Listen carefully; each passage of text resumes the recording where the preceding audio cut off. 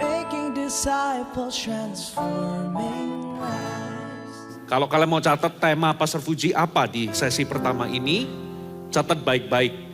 Bermimpi bersama Tuhan. Katakan sama-sama bermimpi bersama Tuhan. Kita akan buka dari kitab Filipi, kita akan baca Filipi pasal 2, kita akan baca mulai ayat yang ke-12 sampai ayat yang ke-18. Nanti kita akan baca berurutan, nanti saudara ikutin, nanti Ko Fuji, Pastor Fuji akan berhenti di mana saya akan jelaskan. Filipi 2 ayat yang ke-12. Hai saudara-saudaraku yang kekasih, kamu senantiasa taat. Karena itu tetap kerjakan keselamatanmu dengan takut dan gentar. Bukan saja seperti aku masih hadir. Ini adalah Paulus menulis kepada jemaat di Filipi. Bukan saja waktu aku masih bersamamu. Faktanya pada waktu Paulus itu menulis surat untuk jemaat Filipi, itu Paulus sedang dipenjara di Roma, di Italia.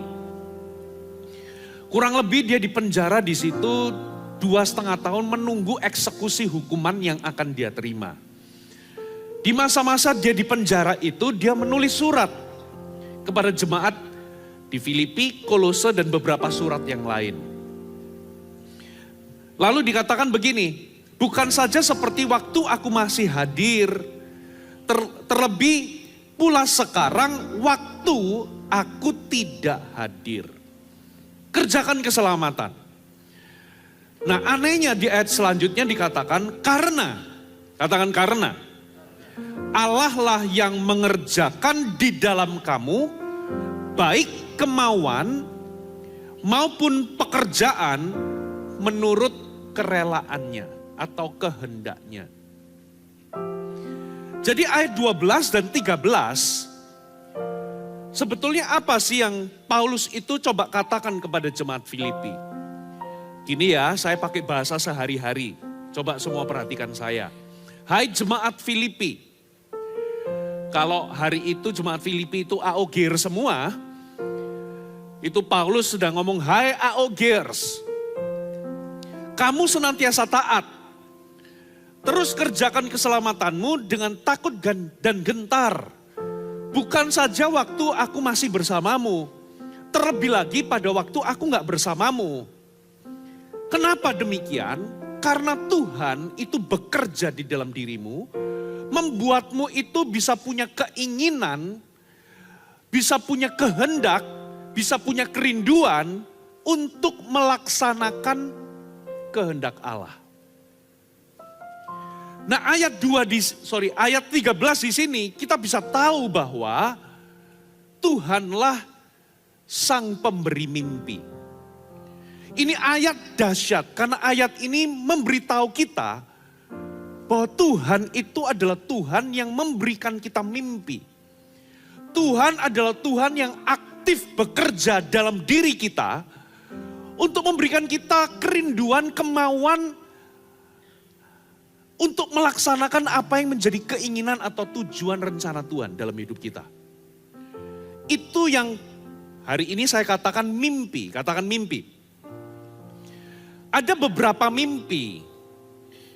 Mimpi jenis pertama itu namanya bunga tidur. Kalian semua terlalu banyak nonton film Avatar, mimpinya Avatar. Saudara terlalu nonton banyak film apa misalnya. Mimpinya jadi itu.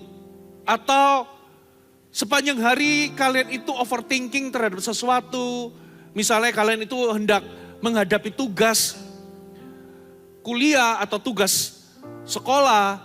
Kalian kepikiran, kalian stres, mimpinya itu ngerjain tugas. Itu namanya bunga tidur.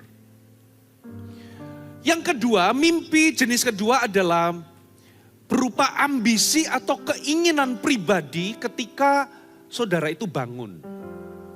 Aku ingin begini, aku ingin begitu, aku mau satu kali kelak, aku mau bisa berlibur ke Amerika, atau aku paling tidak aku mau keliling dunia.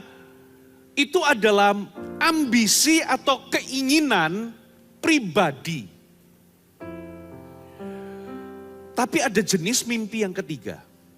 Mimpi yang ketiga itu adalah mimpinya Allah dalam hidup Anda. Itu adalah tujuan dan rencana di mana Tuhan itu menciptakan kita supaya kita menggenapinya. Jadi mimpi Allah itu adalah tujuan dan rencana Allah di mana Allah itu ciptakan kita supaya kita itu bisa genapi. Kalau kita ini nggak sampai ke mimpinya Allah, hidupmu sia-sia. Kalau kita nggak sampai di titik ini, kita cuman punya mimpi itu bunga tidur. Yang kedua mimpi yang kedua kita ini cuman punya mimpi itu cuman berupa keinginan-keinginan. Oh aku someday aku kepengen mobil merek ini. Oh aku kepengen berlibur ke luar negeri satu kali. Oh aku kepengen berlibur ke Eropa. Itu adalah ambisi, keinginan-keinginan pribadi yang gak ada hubungannya dengan tujuan dan rencana Tuhan. Oh aku satu kali aku kepengen punya rumah yang besar misalnya. Boleh-boleh saja. Tapi itu gak ada hubungannya sama sekali dengan mimpinya Tuhan. Kalau kalian ingin betul-betul hidup itu gak sia-sia. Sejak masa muda.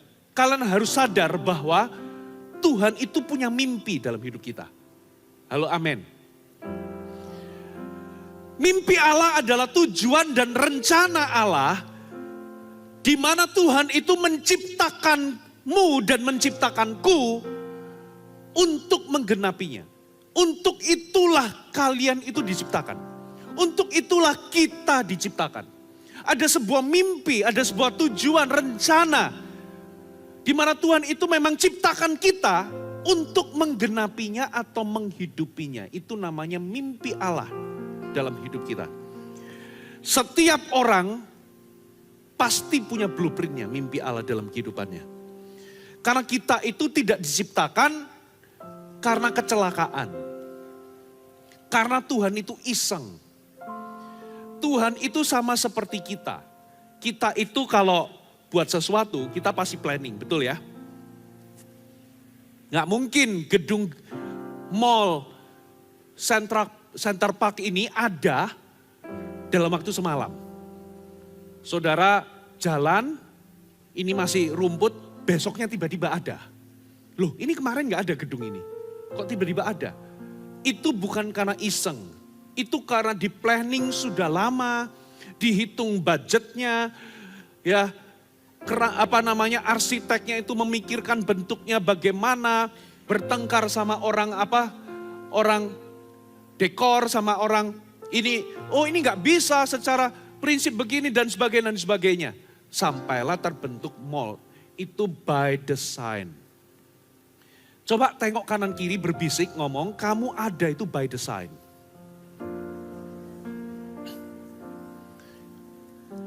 Coba kita ulangi. Ayat 13, perhatikan. Karena Allah lah yang mengerjakan di dalam kamu. Berarti Tuhan itu bekerja dalam diri kita. Memberikan kita mimpi. Memberikan kita sebuah kerinduan, keinginan untuk melakukan kehendak Tuhan. Itu namanya rencana Allah dalam kehidupan kita. Halo, amin.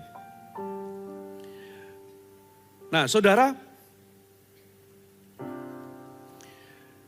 Tuhan itu bekerja membuat kita ini bisa punya kerinduan, keinginan untuk melakukan kehendak Tuhan. Tuhan itu adalah pemberi mimpi.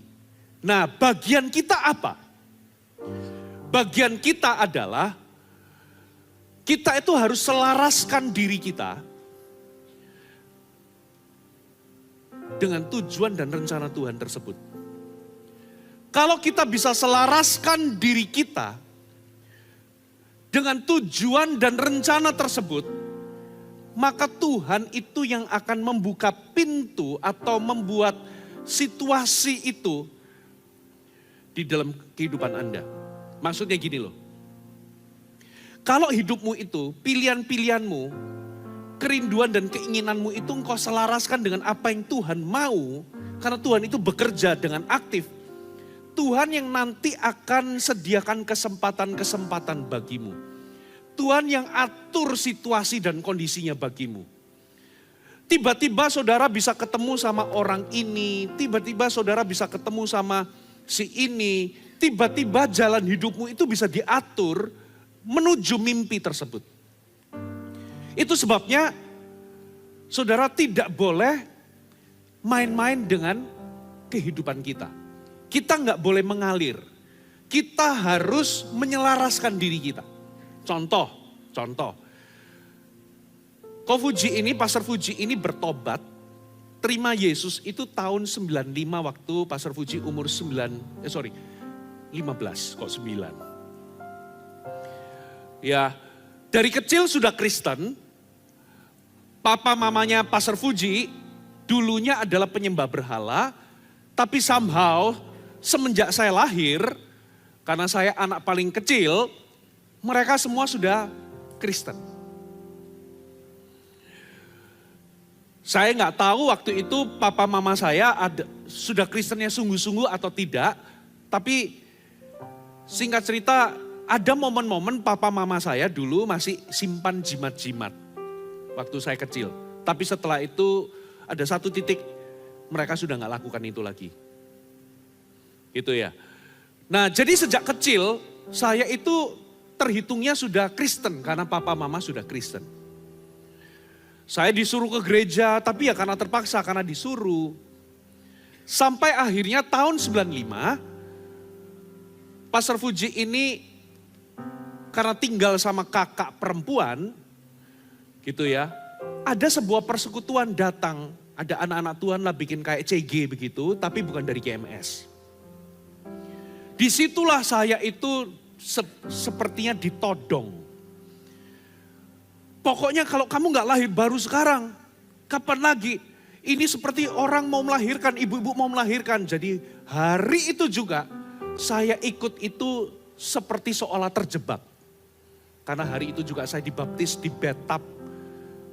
di kamar mandi rumah cici saya. Tahun 95. Tapi itulah kali pertama saya berdoa berlutut. Dengan sungguh-sungguh saya rasakan hadirat Tuhan di kamar, saya berdoa begini.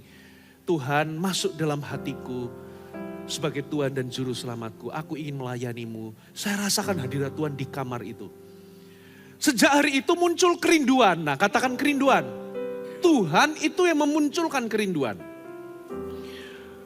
Muncul kerinduan untuk ke gereja, melayani. Tapi karena saya dulu ikut gereja papa mama yang memang gereja tersebut saya bisa katakan tidak bergerak atau tidak hidup.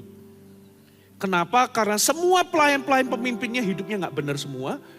Omongannya kotor, walaupun ada kerinduan akhirnya saya ikut pelayanan kur. Ya, jadi ibadah pemudanya, ibadah youthnya itu memang hari Sabtu jam 5. Setelah ibadah youth itu latihan kur. Untuk bisa tampil di hari Minggu, jadi choir tapi bukan pakai gerakan. Jadi nyanyi. Tapi karena gak ada yang membimbing dan environmentnya itu tidak ada cell group, tidak ada bimbingan, tidak ada sentuhan. Singkat cerita saya akhirnya gak terlalu sungguh-sungguh. Jadi tahun 95 SMA 1, SMA 2, SMA 3 itu gak terlalu sungguh-sungguh sama Tuhan sampai menjelang mau lulus SMA 3, sebetulnya agak terlambat, saya ikut diajak sama satu orang teman gereja lama yang akhirnya pindah ke GMS. Dia sudah pindah duluan 1 tahun, lalu ketemu di tempat nongkrongnya anak-anak kalau habis main basket. Itu tempat nongkrongnya itu ada sebuah, ada orang jualan nasi goreng. Jadi pulang dari gereja, saya beli nasi goreng di situ, ketemu sama satu anak teman dekat saya yang sudah pindah ke GMS selama 1 tahun. Lalu dia todong saya begini, Fuji, kamu masih nyontek ya? Loh ini udah lama gak ketemu, tiba-tiba kamu sudah pindah gereja, tiba-tiba begitu saya sakit hati. Tapi kata-kata dia itu menusuk ke dalam, sejak hari itu saya takut masuk neraka. Lalu ternyata teman saya ini ajak ikut retreat yuk di gerejaku. Singkat cerita saya akhirnya jadi ikut retreatnya gereja. Karena tahun itu gereja lama saya nggak ada retreat, saya ikut retreatnya GMS. Disitulah saya ditangkap Tuhan. Saya ikut cell group, saya kaget ternyata di cell group itu ada anak-anak Tuhan yang sungguh-sungguh ya. Hah? CGL-nya itu cerita, Tuhan tadi pagi ngomong begini loh, saya terkejut. Tuhan bisa ngomong. Waduh ini saya terkejut, ini seperti dunia baru bagiku. Apalagi ada bahasa roh segala. Waduh ini lain, tapi muncul kerinduan. Sejak hari itu saya bertobat. Saya bertobat tahun 98 itu sungguh-sungguh ikut GMS. Tahun 99 saya sudah jadi CGL. Dari situlah Tuhan itu memunculkan ini loh, kerinduan demi kerinduan. Katakan kerinduan demi kerinduan. Tahun 99 itu saya pergi ke Bukit Doa, saya doa di Bukit Doa, menyembah Tuhan 10 jam non-stop. Di tengah-tengah penyembahan itu Tuhan ngomong begini, Fuji, maukah engkau jadi hambaku? Saya terkejut, apa? Jadi hambaku? Saya nggak ngerti, tapi Tuhan itu ngomong jelas sekali. Saya baru 1 tahun ikut GMS. Waduh, saya jadi ketakutan dengar suara itu. Jadi hamba Tuhan, jadi pendeta. Waduh, nggak ada bayangan. Tapi ini yang Tuhan kerjakan. Di tengah-tengah itu, yang Tuhan kerjakan adalah ini. Tuhan memunculkan kerinduan demi kerinduan. Tuhan menanamkan sebuah mimpi demi mimpi. Muncul kerinduan-kerinduan untuk melayani dan lain sebagainya. Nanti saya akan jelaskan di poin-poinnya. Nah, bagian kita itu adalah menyelaraskan diri kita dengan kehendak Tuhan. Dengan kerinduan-kerinduan yang Tuhan rangsang dalam diri kita. Bagian kita itu adalah melangkah ketika Tuhan itu beri kesempatan demi kesempatan atau pintu-pintu yang terbuka. Katakan amin. Karena Tuhan itu gak akan langsung kasih gambaran itu langsung the whole puzzle. Gak mungkin. Tapi Tuhan itu step by step. Katakan amin. Bagianmu adalah menyelaraskan diri kepada mimpi atau kerinduan-kerinduan yang Tuhan tanam. Nanti Tuhan yang akan setting situasi kondisinya. Tuhan akan buka-buka pintu bagimu. Bagianmu adalah melangkah setiap kali Tuhan buka kesempatan. Nanti saya akan jelaskan. Halo amin. Nah, sekali lagi, Tuhan bekerja. Katakan Tuhan bekerja. Tuhan bekerja apa? Ternyata Tuhan itu memberikan kita kapasitas untuk bermimpi. Katakan kapasitas untuk bermimpi. Tuhan itu menciptakan kita beda dengan binatang. Binatang itu diciptakan memang dikasih otak, dikasih insting. Tapi binatang itu gak punya kemampuan untuk melihat masa depan, merencanakan masa depan, atau bermimpi. Tapi kalian, kita, diciptakan Tuhan untuk bermimpi. Jadi Tuhan itu menciptakanmu hidup di dunia ini. Tuhan itu berharap kita semua ini memakai kemampuan kita untuk bermimpi. Kalau nggak bermimpi, satu kali kelak, kita ini akan dihakimi. Kita ini bukan dihakimi, dievaluasi menurut kemampuan yang Tuhan sudah beri bagi kita. Kalau Tuhan itu menciptakan kita dengan kemampuan untuk bermimpi, maka satu kali Tuhan akan tanya, sudah kau gunakan gak kemampuanmu untuk bermimpi? Halo amin. Nah sekarang nextnya itu begini. Bagaimana Pastor Fuji kalau aku tahu sekarang aku ini ada Tuhan yang bekerja, memberikan aku mimpi, memberikan aku keinginan, kerinduan untuk melakukan sesuatu bagi Tuhan. Bagaimana aku bisa bermimpi bersama Tuhan atau menghidupi mimpi dari Tuhan tersebut. Di sini ada 6 poin. Satu perikop itu ada 6 poin yang Pastor Fuji mau bagikan. Catat baik-baik. Kita baca ayat 12 sekali lagi ya. Yang pertama, catat baik-baik, senantiasa taat. Katakan senantiasa taat. Saya bacakan ya. Hai saudara-saudara yang kekasih, kamu senantiasa taat.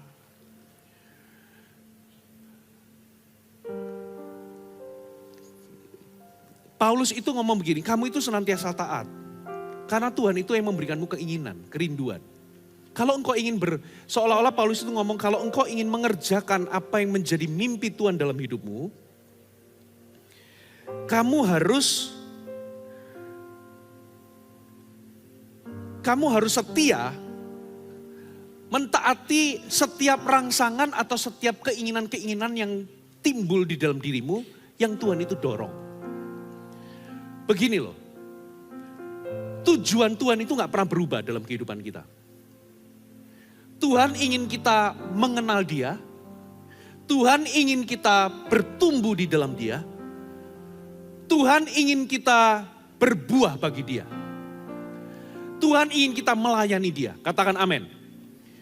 Jadi tujuan itu gak pernah berubah, tapi mimpi kita, mimpi yang Tuhan itu akan berikan untuk kalian itu bisa melakukannya, itu akan berubah-ubah sesuai dengan, tergantung dengan level pengertianmu, level kedewasaanmu, level ketaatanmu,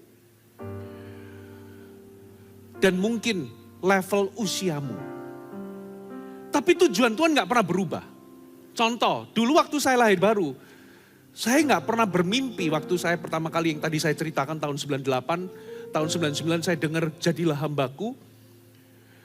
Gitu ya. Saya gak pernah punya mimpi bahwa saya akan mengembalakan di gereja GMS Jakarta. Waktu itu saya gak punya gambaran itu. Tapi yang Tuhan tunjukkan sesuai dengan level pengertian saya pada waktu itu adalah sederhana. Tuhan itu suruh saya apa sih? Ayo komitmen di CG. Saya taat komitmen di CG. Ayo melayani, saya taat melayani. Pokoknya Tuhan ingin aku ini bisa menggenapi mimpi Tuhan. Tapi yang saya tahu itu adalah berupa kerinduan-kerinduan. Tiba-tiba tahun 99 itu Tuhan ngomong waktu saya saat teduh pagi. Waktu itu saya baca di Matius pertama silsilah Yesus Kristus, tahu ya. Begitu sampai di Daud memperanakkan siapa. Tiba-tiba waktu Tuhan ngomong, waktu saya baca Daud itu, Tuhan bicara dalam hati saya. Aku mau kamu jadi worship leader. Saya kaget. Waduh Tuhan, aku ini gak pernah tampil di panggung. Saya pelayananku selama ini ya cuman antar jemput jiwa-jiwa dan ikut CG. Tapi di pelayanan di mimbar saya gak pernah. Dan beneran. Tapi oke lah, saya mau. Begitu saya selaraskan diri saya mau, 2 minggu kemudian betul. Saya gak cari-cari pelayanan, pemimpin youth saya, telepon saya, Fuji kamu nanti hari Sabtu karena ada CT. Zaman dulu namanya Poksar. Bukan connecting time. Poksar itu kepanjangan dari kelompok besar. Kalau Pokcil itu namanya CG. Kelompok kecil. Zaman dulu Pokcilnya namanya Remasa. Remaja melayani Allah dan sesama. Ya, nanti kita, ya waktu itu saya itu kan di pelajar. Nanti teens kita akan adakan CT atau Poksar di hari Sabtu, kamu jadi WL-nya ya. Waduh saya terkejut, saya langsung tangan saya dingin karena apa? Saya ini punya fobia sebetulnya. Berdiri di depan umum. Saya itu suka grogi. Yang saya mau adalah setiap kali kalau Tuhan itu buka kesempatan, bagian kita adalah melangkah. Katakan amin. Itu caranya kalian menggenapi mimpi. Senantiasa taat. Begitu Tuhan buka kesempatan, taatlah. Tuhan suruh kita mengenal Tuhan, taatlah. Saya waktu ikut CG, saya disuruh kumpulin ini, buku saat teduh. Suruh kumpulin, kamu saat teduh jam berapa, hari apa, kasih centang berapa menit. Itu saya kumpulin, senantiasa taat. Karena tujuan Tuhan gak berubah. Tuhan ingin kita mengenal Dia, intim dengan Dia. Tuhan ingin kita bertumbuh secara rohani. Disuruh ikut CG, ikut CG. Disuruh melepaskan. Dulu saya punya teman-teman dunia yang sebelum bertobat itu bisa menarik saya terus untuk hidup dalam kehidupan lama. Tuhan suruh, sudah gak usah bergaul sama mereka lagi. Saya ikuti, saya bergaulnya sama teman-teman di CG. Kalau engkau mau menghidupi mimpi Allah, pertama-tama engkau harus taat. Halo, amin. Setiap kali Tuhan itu buka kesempatan, taat. Akhirnya saya ngomong, oke, saya akan jadi WL. Padahal saya gak pernah latihan, tandanya saya gak ngerti dan sebagainya. Bagian saya adalah, saya pokoknya hidup setiap hari saya itu menyembah Tuhan. Dan betul waktu jadi WL pertama kali malu-maluin. Pastor Fuji sudah sering cerita kan di sini. Saya ternyata dalam waktu memimpin itu saya noleh. Karena saya grogi, saya nggak mau buka mata waktu penyembahan. Saya pokoknya pimpin penyembahan tanpa sadar. Saya waktu mimpin itu saya mencong 90 derajat. Jadi jemaat itu ada di situ. Saya pemimpin gitu selama 10 menit, 15 menit penyembahan begitu dalam. Begitu saya melek, saya malu. Dan itu 2 kali. Ya, saya miring lagi dan miring lagi. Katakan senantiasa taat. Tujuan Tuhan gak pernah berubah. Tapi seiring dengan engkau bertumbuh, level kedewasaan, level ketaatanmu, nanti mimpi itu bisa berubah. Waktu itu mimpi yang Tuhan berikan waktu saya jadi CGL adalah sederhana. Tuhan, aku mau CG ku membelah, aku mau jangkau jiwa sekian, aku mau CG ku sekian. Saya gak pernah bermimpi, saya mau jadi pendeta di Jakarta, gak ada. Setahap demi setahap, itu mimpi saya waktu itu. Tuhan, aku mau pakai aku. Waktu itu saya punya mimpi. Saya yang mencetuskan kata ngejam. Ngejangkau anak muda. Saya mau di Surabaya Barat. Karena waktu itu saya tinggal di Surabaya Barat. Anak-anak mudanya sekian. Saya mau CG sekian. Kita bikin pemetaan. Kita masuk ke kompleks-kompleks pada waktu itu zamannya bukan sosial media. Pergi ke rumah-rumah. Ketuk pintu. Tanya di sini apakah ada anak muda. Tante, om. Lu apa? Ini mau undangan, kita kasih undangan, kita print, lalu kita fotokopi, lalu kita gunting-gunting sendiri. Kini di kompleks ini nanti ada acara buat anak muda, maksudnya itu adalah pizza party, coklat party. Itu sebetulnya CG, itu CG Fun, tapi zaman dulu. Ya, kita pakai kata pizza party, coklat party, ya kita patungan untuk beli pizza, untuk beli coklat, beli ini. Makanya sekarang saya dikasih kesempatan untuk bisa mematenkan CG Fun. Sebetulnya itu gara-gara zaman dulu saya bikin acara itu. Sekarang jadi acara wajib setiap tahun namanya CG Fun. Itu gara-gara waktu itu. Saya pengen jangkau di kompleks ini. Saya mau kompleks ini anak-anak mudanya itu kenal Tuhan. Lalu itu saya masuk ke sekolah-sekolah. KKR di sekolah-sekolah. Itulah mimpi yang Tuhan beri. Tuhan itu memberikan mimpi, kerinduan-kerinduan untuk apa? Melakukan kehendak Tuhan. Halo, amin. Nah, tapi itu gak akan pernah terjadi kalau kita gak pernah taat. Setiap kali ada kesempatan terbuka, bermimpilah. Halo, amin. Yang kedua, dikatakan begini, karena itu tetaplah kerjakan keselamatan. Poin kedua, katakan kerjakan keselamatan. Jadi kalau yang pertama, kalau engkau itu taat, Tuhan akan memberikanmu mimpi yang lebih besar. Dimulai dari ketaatan kecil-kecil, disuruh CG, lalu Tuhan kasih kerinduan berapa jiwa yang kau mau jangkau, terus Tuhan kasih kerinduan ayo layani, oke Tuhan aku mau melayani. Jadi CGL, makanya saya tanya, kapan kalian jadi CGL? Kapan mau melayani? Setiap kita harus punya mimpi. Kalau engkau jadi jadi CGL, kapan? Mau jadi coach, ini bukan supaya ambisi pribadi. Kalau kalian hari ini sudah komit di dalam CG tapi belum jadi pemimpin, kapan jadi pemimpin? Kalau engkau setia sama hal-hal yang kecil yang Tuhan buka, nanti next Tuhan akan berikan kerinduan dan mimpi yang lebih besar. Setiap perkara kecil dipercaya perkara lebih, nanti Tuhan akan berikan kerinduan. Makanya waktu itu saya satu kompleks, lalu sekolah-sekolah, tiba-tiba Tuhan angkat saya jadi gembala youth pada waktu itu, gembala pelajar. Tuhan kasih mimpi saya lebih gede lagi. Halo, amin. Yang kedua, kerjakan keselamatan. Itu artinya apa sih kerjakan keselamatan? Sederhana. Kata kerjakan keselamatan di sini itu bukan work for salvation. Kita nggak bekerja supaya selamat, karena kita diselamatkan bukan karena kita ini bekerja layak mendapatkannya.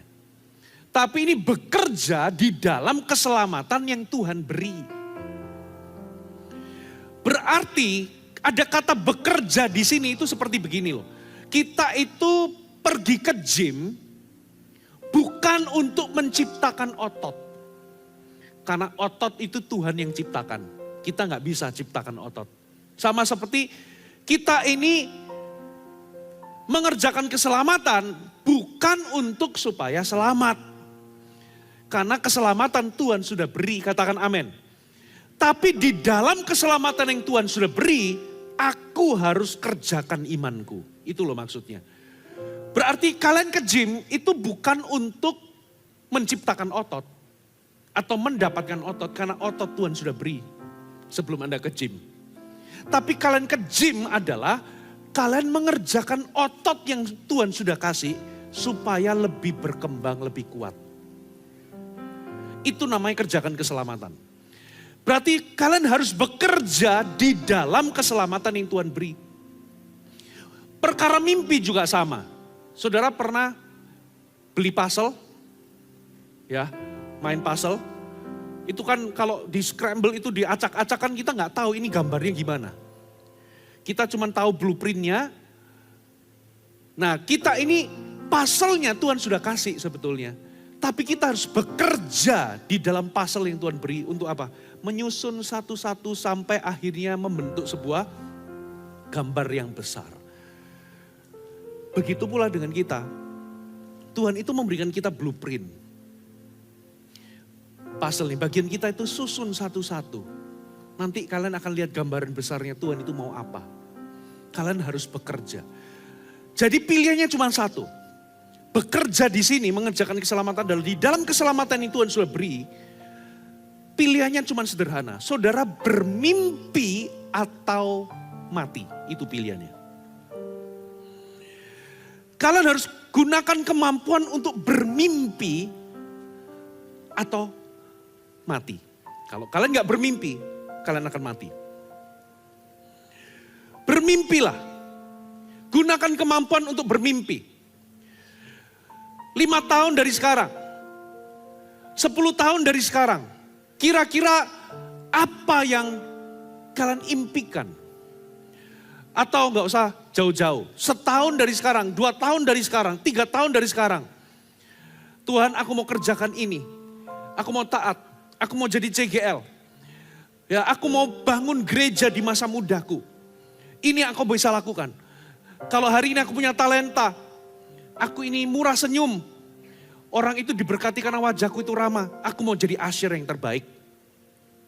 Aku mau jadi CGL yang terbaik Tuhan. Kalau memang Tuhan mau pakai aku untuk bangun gereja, aku mau jadi CGL. Kalau nanti kesempatan itu tiba, aku pasti akan mau. Kalaupun jadi coach, aku mau. Tuhan, kalau memang aku harus jadi worship leader, aku mau. Kalian harus bermimpi, katakan amin. Kalau tidak, mati. Karena bermimpi itu memaksamu untuk mengembangkan semua potensi dalam dirimu. Ketika kalian itu bermimpi, mau gak mau saudara harus mengembangkan potensi, mengembangkan kapasitas, mengembangkan kemampuan dan keahlian. Nanti waktu noleh ke belakang, 5 tahun dari sekarang, 10 tahun dari sekarang, loh kok aku bisa punya kemampuan leadership ya? Loh kok aku bisa begini ya, kok bisa begitu ya. Itu karena dulu engkau pernah bermimpi. Karena mimpi itu membentukmu. Katakan mimpi membentukmu. Kalau engkau itu bermimpi kecil, maka engkau akan jadi mediocre. Jadi orang rata-rata.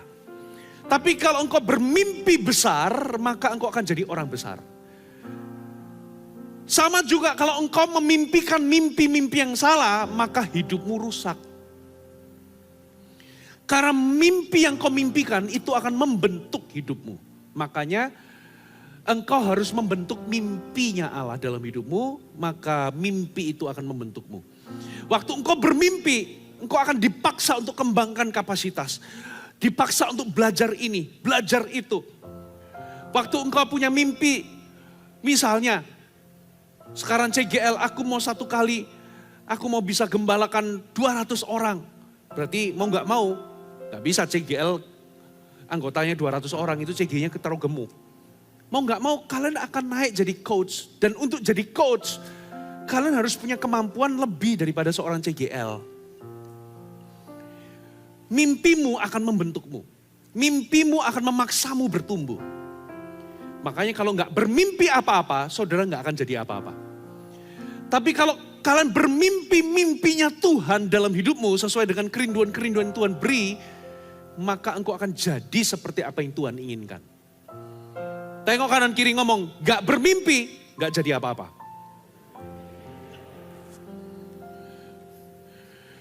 Sekali lagi, kalau engkau bermimpi mimpinya Tuhan, engkau akan jadi seperti yang Tuhan inginkan.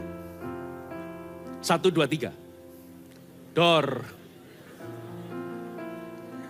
Kita berikan tepuk tangan bagi Tuhan.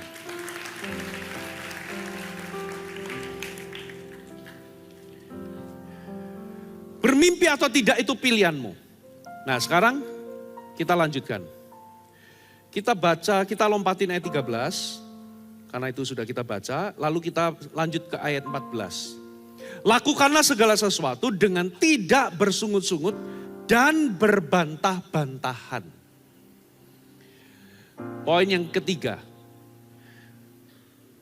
Lakukan segala sesuatu dengan tidak mengeluh. Atau berbantah-bantahan. Berbantah-bantahan itu bertengkar.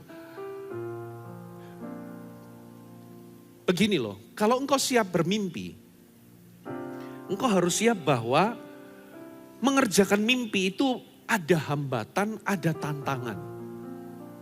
Apalagi iblis itu gak suka kalian jadi pemimpi. Apalagi memimpikan, bermimpi bersama Tuhan. Iblis gak suka kalian bermimpi bersama dengan Tuhan. Iblis sukanya kalian itu memimpikan mimpi-mimpi yang dari setan. Once kalian bermimpi, mengerjakan mimpi itu banyak obstacles. Itu sebabnya bermimpi itu butuh iman. Katakan amin. Bermimpi itu memaksa kita mempercayai Tuhan. Nah kalau kalian itu tipenya suka mengeluh, gampang kecewa ketika kalian punya mimpi tapi ternyata itu gak segampang yang kalian kira. Kalian bermimpi tapi ternyata itu gak secepat yang kalian kira. Terus gampang kecewa, gampang putus asa, gampang dalam tanda kutip ngambek. Kapok deh bermimpi. Saudara, lalu gampang kecewa sama Tuhan, bersungut-sungut, mengeluh. Sometimes ketika kalian bermimpi, kalian harus mengerjakan sesuatu yang kalian gak suka. Di dalam mimpi tersebut. Itulah sebabnya mimpi itu butuh iman, butuh ketekunan. Kalau kalian mau bermimpi bersama dengan Tuhan, lakukan segala sesuatu tanpa mengeluh, tanpa bersungut-sungut, tanpa ngomel, tanpa kecewa, tanpa mengasihani diri sendiri. Ada orang itu tipenya suka mengasihani diri sendiri. Ya, Tuhan gak mencintaiku, gak ada seorang pun yang menolongku, gak ada seorang pun yang memperhatikanku, gak ada seorang pun yang menyukaiku, gak ada seorang pun yang peduli kepadaku.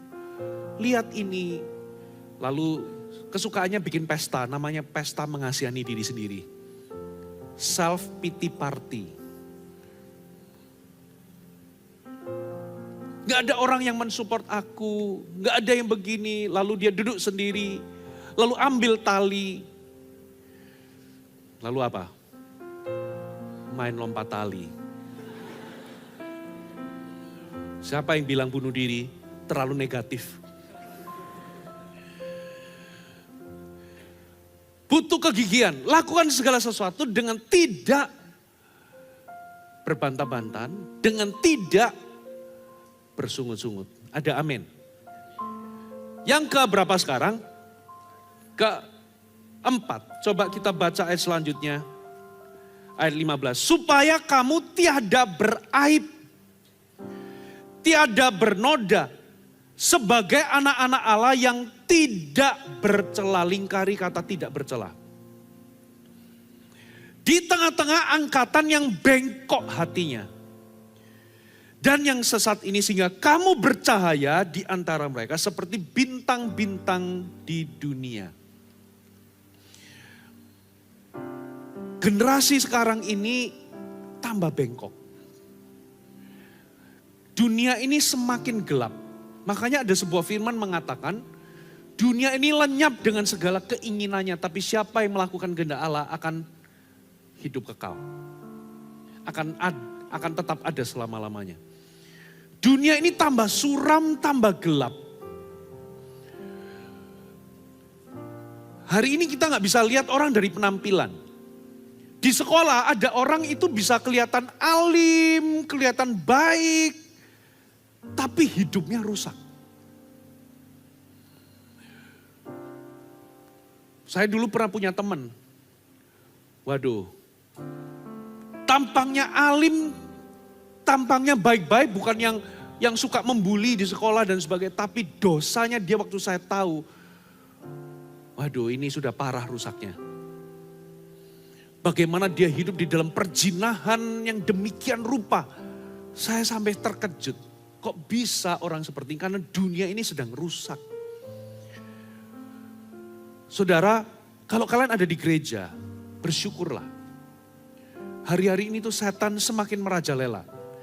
Tapi di satu sisi Tuhan kuasanya semakin akhir zaman. Alkitab katakan anggurnya itu semakin baik. Dengan kata lain Tuhan juga bekerja dengan dahsyat. Pilihan ada di tangan kita, apakah kalian itu ada di tangan Tuhan sebagai senjata kebenaran. Atau justru kalian itu termasuk dalam generasi yang dikatakan hatinya bengkok. Di titik ini saudara harus hidup bersih. Katakan hidup bersih. Jangan jadi rusak. Beberapa minggu yang lalu, lebih tepatnya minggu yang lalu, hari Minggu yang lalu, saya ketemu sama seseorang, suami istri, lalu dia cerita-cerita. Dia cerita bagaimana dia punya teman, anaknya itu baik, waktu SMP itu baik, bahkan memberi diri dibaptis, sungguh-sungguh ikut CG, ikut gereja, udah seneng nih. Tiba-tiba ketemu sama, waktu dia naik, dia ketemu sama teman-teman yang baru, ternyata hidupnya jadi rusak. Gaya hidupnya jadi free sex, padahal ini perempuan. Sampai akhirnya dilarikan, dikeluarkan di sekolah, pergi disekolahkan di satu tempat di luar negeri yang gak terlalu jauh. Tapi hidupnya sudah rusak. Makanya hati-hati dengan pergaulanmu. Dengan siapa engkau bergaul, engkau harus pilih-pilih. Kita gak boleh pilih-pilih orang, maksudnya begini loh, kita gak boleh rasis. Halo amin. Semua orang sama di hadapan Tuhan. Jangan karena rasis, tapi pilih-pilih pergaulan itu maksudnya begini. Karena Alkitab berkata, pergaulan yang buruk itu merusak kebiasaan yang baik. Orang yang baik-baik dari keluarga baik-baik bisa rusak karena teman-teman yang salah. Saudara, hati-hati dengan pergaulanmu. Kalau engkau mau bermimpi bagi Tuhan, pastikan hidupmu bersih. Katakan amin. Pastikan engkau hidup tidak bercela. pastikan saudara itu punya keberanian untuk hidup beda. Gak apa-apa dibilang antik, gak apa-apa dibilang aneh, gak apa-apa dibilang fanatik. It's okay. Kemarin Pastor Philip ngomong apa saudara? Simple kok dalam hidup ini. Kalau engkau bisa buat Tuhan bangga, gak usah takut sama penerimaan orang atau teman-teman. Gak usah takut sama tekanan teman-temanmu. Kalau engkau bisa buat bangga sama Tuhan, engkau bisa buat bangga sama orang tuamu, gak usah takut saudara mau dikatai, mau ditolak sama temanmu dikatakan antik dan sebagainya. Karena kalau engkau membangun hidupmu sama Tuhan, someday Tuhan akan mengangkatmu jadi bintang yang bercahaya. Tahu nggak, berlian itu kalau orang mau cek berlian itu selalu pakai tatakan bludru warna hitam, betul nggak? Semakin gelap, semakin hitam, semakin berlian itu menyala. Kita, anak-anak Tuhan itu, semakin ada di dunia yang semakin gelap, kita justru nggak menjadi ikut gelap, tapi harusnya semakin jadi bintang bercahaya. Katakan amin. Kejar mimpi Tuhan dalam hidupmu, nggak usah ngikutin tren dunia, apalagi gaya hidupnya dunia. Kita nggak boleh merasa kuat. Oh tenang aja, ya aku bukan berjemaat di GMS, tenang aja saudara harus jaga hidup karena apa? Karena pergaulan yang buruk bisa merusak kebiasaan yang baik. Jaga hidupmu sungguh-sungguh, kejar mimpinya Tuhan, bangun hidupmu dalam Tuhan. Nanti engkau akan bersinar, maksudnya begini loh. Nantinya orang-orang yang mengejekmu, orang-orang yang mencelamu, satu kali kelak kalau mereka itu butuh, namanya kehidupan. Kehidupan itu keras. Waktu mereka ada di titik terendah, mereka nggak akan minta tolongnya sama teman-teman sesama berada dalam kegelapan. Tapi mereka carinya pasti adalah anak-anak Tuhan. Katakan amin. Nantinya kalau kalian itu bercahaya, Tuhan sudah ngomong. Kalau kalian itu bersinar terang, maka Tuhan itu akan mengangkatmu semakin tinggi. Itulah patternnya Tuhan. Gak ada orang beli lampu itu ditaruh di bawah. Gak ada. Lampu itu selalu disettingnya di mana? Di atas. Loh ya Pastor Puji, ada loh lampu yang ditaruh di lantainya tangga. Itu kan diinjak-injak, ya itu kan lampu hiasan. Tapi untuk menerangi selalu akan ditaruh di atas. Kalau engkau hidup bersih, Tuhan akan mempromosi, mengangkat hidupmu. Tuhan akan menghormati hidupmu. Tuhan akan memakai hidupmu. Katakan amin. Yang berikutnya, waktu saya selesai, 5 menit lagi ya. Coba kita baca ayatnya berapa sekarang? 16. Sambil berpegang pada firman kehidupan, agar aku bermegah pada hari Kristus bahwa aku tidak percuma berlomba dan tidak percuma bersusah-susah. Berpegang kepada firman kehidupan. Supaya aku ini, ketika aku ini tekun, sudah taat, sudah berlomba dalam perlombaan iman, itu gak sia-sia. Berpegang kepada firman kehidupan, maksudnya begini. Kalau engkau ingin bermimpi atau menghidupi mimpinya Tuhan, saudara harus betul-betul kenal sama firman. Mengenal firman itu begini loh, bisa nggak kalian tuh pegang handphone ini pakai jari kelingking aja? Nggak bisa. Makanya mengenal firman itu pertama, kalian tuh harus membacanya. Yang kedua, merenungkan, katakan amin. Yang ketiga, hafalkan firman. Yang keempat, saudara harus menyelidiki firman. Baru yang kelima, melakukan atau menerapkan firman. Kalau kalian membacanya, lalu merenungkan, lalu menghafal, lalu bukan hanya itu menyelidiki firman. Menyelidiki itu bukan sekedar merenungkan, tapi lebih dalam kalian tuh pengen mengerti kehendak Tuhan. Kalian selidiki firman, lalu kalian melakukannya, itu seperti kalian tuh punya 5 jari. Berpegang sama firman.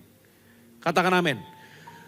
Jadi berpegang sama firman itu kalian harus punya 5 hal ini. Seperti orang kalau mau berpegang kepada handphone nggak bisa berpegang cuman pakai kelingking, susah. Ini firman, misalnya handphone ini firman. Kalau ada orang mau rampas ini handphone bisa nggak? Bisa. Iblis mau rampas ini firman bisa nggak? Bisa. Makanya sampai saya mendengar orang itu kasih, kan sekarang ini kan banyak toh orang lagi gini terus dirampas handphonenya, diambil, dirampok. Makanya orang ngajarin cara megang handphone itu harus begini. Begini lalu ditaruh di sini, jari telunjuknya begini.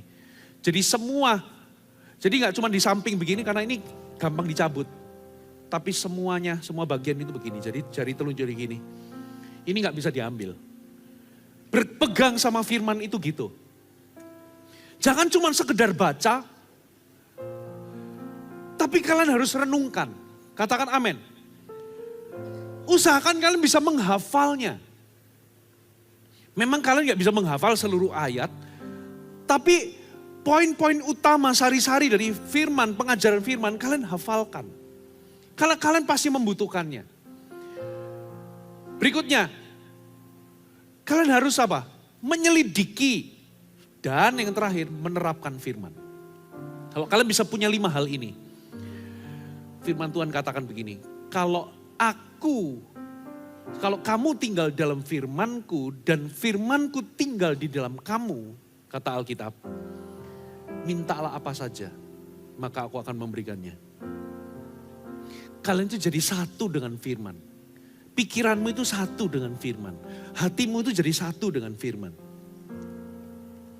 Kalian itu jadi punya pikiran yang sama dengan firman. Punya hati yang sama dengan firman. Minta apa saja. Konteksnya minta apa saja itu adalah berbuah. Minta apapun supaya engkau berbuah, aku akan lakukan. Dengan kata lain, kalau engkau menyatu dengan firman, semua mimpimu, semua apa yang Tuhan tanam di dalam dirimu, kerinduan Tuhan, mimpi Tuhan, pasti akan jadi kenyataan. Katakan amin. Yang terakhir, setelah itu saya akan tutup. Ayat 17. Tetapi sekalipun darahku dicurahkan, lingkari kata dicurahkan, pada korban dan ibadah imanmu, aku bersukacita dan aku bersukacita dengan kamu sekalian. Mimpi dari Tuhan, poin yang ke-6 catat baik-baik, mau berkorban. Mimpi dari Tuhan itu tidak pernah berpusat kepada diri sendiri. Mimpi dari Tuhan itu harus selalu begini loh. Fokusnya itu bukan ke diri sendiri. Kalau engkau ingin bermimpi bersama dengan Tuhan, pastikan saudara itu rela memberikan hidupmu. Halo, amin. Paulus ini ngomong, sekalipun darahku harus dicurahkan sebagai korban untuk ibadah imanmu, aku bersukacita. Kau gak akan pernah melihat mimpi itu jadi kenyataan, atau engkau gak akan pernah melihat engkau dirimu menghidupi mimpi itu kalau hari ini Anda gak pernah menyerahkan, kalian gak pernah menyerahkan hidupmu di tangan Tuhan. Menyerahkan hidup itu berarti parameternya apa, Pastor Fuji? Mau memberi dan mau berkorban. Halo, amin. Mau nggak kalian itu memberi untuk visi membangun gereja? Mau nggak di masa muda ini engkau memberi untuk pekerjaan Tuhan itu bisa jadi? Mau nggak di masa mudamu, ingat saya tahu beberapa orang sudah cukup tua, kalau mau dibilang AOG, sudah kelewat, sudah agak expired, agak. Makanya waktu itu terbatas. Kalian di teens itu cuma punya waktu 4 tahun. Kalian di AOG mahasiswa itu cuma punya waktu 4 tahun. Sisanya itu mungkin bonus kalau memang harus stay di AOG. Katakanlah 4 sampai 5 tahun. Apa yang kalian sudah berikan untuk visi selama 5 tahun ini? Apakah aku hari ini memberikan hidup, berkomitmen di dalamnya untuk membangun visi selama 5 tahun ini? Atau aku cuma jadi penggembira? Orang-orang yang gak memberikan lay down ke hidup. Bukan berarti aku mau mati bersama dengan Tuhan, enggak. Hiduplah bagi Tuhan. Paulus itu gak pernah berfokus kepada diri sendiri. Mimpinya itu bukan begini loh, oh aku mau jadi, itu nanti Pastor Lena akan ngomong. Oh aku mau jadi pengusaha sukses. So, begitu sukses, so what? Pasti ada tujuan kenapa Tuhan itu memberkatimu. Nah kalau kalian fokusnya ke diri sendiri, mau sesukses apapun hidupmu akan sia-sia. Harus berkorban. Mau gak jadi anak-anak visi? Mau gak persembahkan 5 tahun ini Tuhan, aku mau berikan hidupku untuk revival di anak-anak muda. Aku mau menggembalakan, aku mau memuridkan, aku mau menangkan sekolah-sekolah. Aku mau ini, aku mau itu. Kalau engkau bisa selaraskan ini, lihat bagaimana engkau akan dipakai di tangan Tuhan. Amin.